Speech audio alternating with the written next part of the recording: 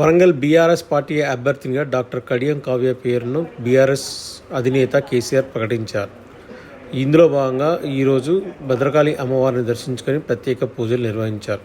రాబోయే ఎన్నికల్లో BRS party తరఫున పోటీ చేసి అఖండ మెజార్టీతో గెలపడం ఖాయమని చెప్పేసి బీఆర్ఎస్ పార్టీ కార్యకర్తలందరూ ఈ సందర్భంగా చెప్పారు.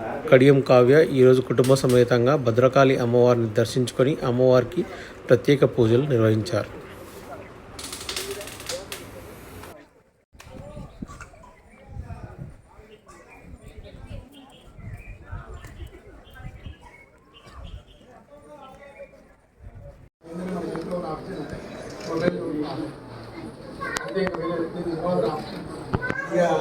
ఆయన నాకు ఒకసారి మాట్లాడుతుంటే చాలా కంపల్సరీ అకాడమిక్ సర్వీసే కాదు, it's a great leader, a great politician, is a great.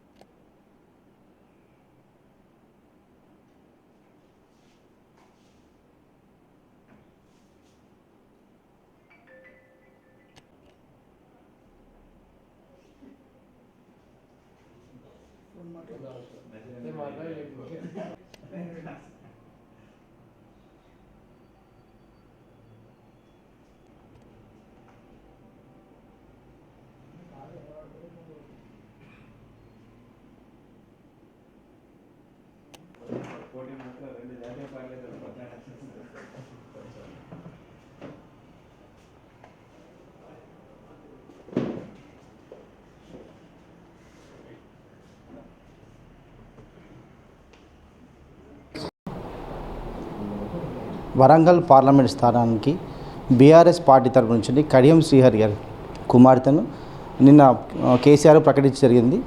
ఇప్పుడు కడియం కావ్య గారు మనతో ఉన్నారు, వారిని అడిగి తెలుసుకుందాం. చెప్పండి మేడం, మీకు ఇప్పుడు టికెట్ వచ్చింది కదా, ఏ విధంగా చూస్తారు? చాలా హ్యాపీగా ఉంది. మహిళలకి బీఆర్ఎస్లో ఎక్కువ స్థానం కల్పించరు అన్న వాళ్ళకి ఇది ఒక సమాధానం లెక్క నేను చెప్తున్నాను. నాకే కాకుండా మహిబాద్లో కూడా కవిత గారికి మళ్ళీ టికెట్ ఇవ్వడం జరిగింది. కాబట్టి మహిళలుగా మేము ఏం చేయగలమో కేసీఆర్ గారు మాకు అవకాశం కల్పించారు కాబట్టి అది చేసి చూపిస్తాం. ఇప్పటికే చాలా అంటే బీఆర్ఎస్లో ఉన్న నాయకులు ఉద్యమకారులకే టికెట్ రావాలని చెప్పేసి పెద్ద ఎత్తున కేసీఆర్ దృష్టికి తీసుకెళ్ళడింది. కానీ కేసీఆర్ గారు మీకు టికెట్ ఇవ్వడంతో మీరు ఏ విధంగా హ్యాపీ ఫీల్ అవుతుంది? అంటే పార్టీకి ఒక్కోసారి బలమైన అభ్యర్థులు కూడా కావాల్సి వస్తుంది. ఇప్పుడు మనది ఉద్యమ పార్టీ కాదు, మనది పరిపాలించే పార్టీ. ప్రస్తుతం ప్రతిపక్షంలో ఉన్నాము కాబట్టి మనము మళ్ళీ గెలవాలి అన్న ఉద్దేశంతో మాకు టికెట్ ఇవ్వడం జరిగింది. వాళ్ళు చేసుకున్న సర్వేలలో కూడా మనకి పాజిటివ్ ఉన్నట్టుంది, అందుకే మనకు టికెట్ వచ్చింది. ఇప్పటికే 7 స్థానాల్లో 6 స్థానాలు కాంగ్రెస్ పార్టీ కైవసం చేసుకుంది. ఇప్పుడు మీకు మీ బీఆర్ఎస్ అంటే శ్రేణుల నుంచి ఏ విధమైన హామీ ఉన్నది? ఖచ్చితంగా ఇప్పుడు మన పార్టీ సజీవంగా ఉండాలి, బలంగా ఉండాలి అంటే అందరూ పనిచేయాల్సిన అవసరం ఉంది. వాళ్ళందరూ కూడా తప్పకుండా పనిచేస్తారు, అది ఏమీ వాళ్ళ తప్పు కాదు. అదేంటంటే కాంగ్రెస్ గాలి అట్లా వీల్చింది ఒకసారి, ఇప్పుడు మళ్ళీ వీయదు.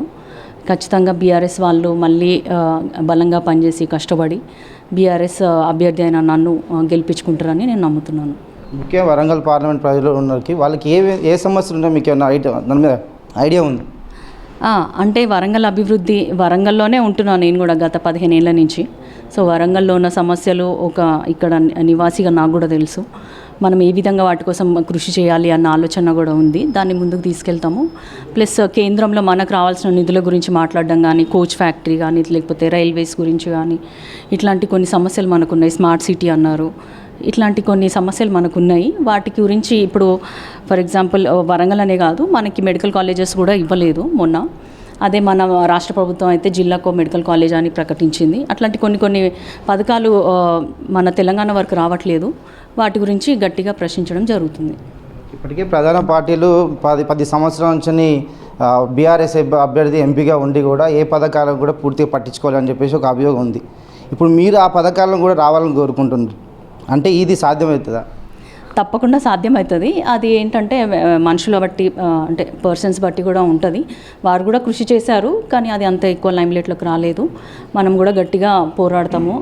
ప్లస్ బీఆర్ఎస్ అంటేనే మనము స్వరాష్ట్ర ప్రయోజనాల కోసం ఏర్పడిన పార్టీ కాబట్టి మనకి ఎటువంటి అడ్డంకులు ఉండవు. అదే జాతీయ పార్టీలకైతే వాళ్ళ అధినాయకులు వేరే ఉంటారు, వాళ్ళ ప్రయోజనాలు వేరే ఉంటాయి, వాళ్ళకి వేరే రాష్ట్రాలు ఉంటాయి కాబట్టి వాళ్ళతోటి వీళ్ళతోటి కొట్లాట లేకుండా వాళ్ళు అణిగిమణిగి ఉంటారు. కానీ మనకు అవసరం లేదు, మనం గట్టిగానే మాట్లాడతాం పార్లమెంట్లో.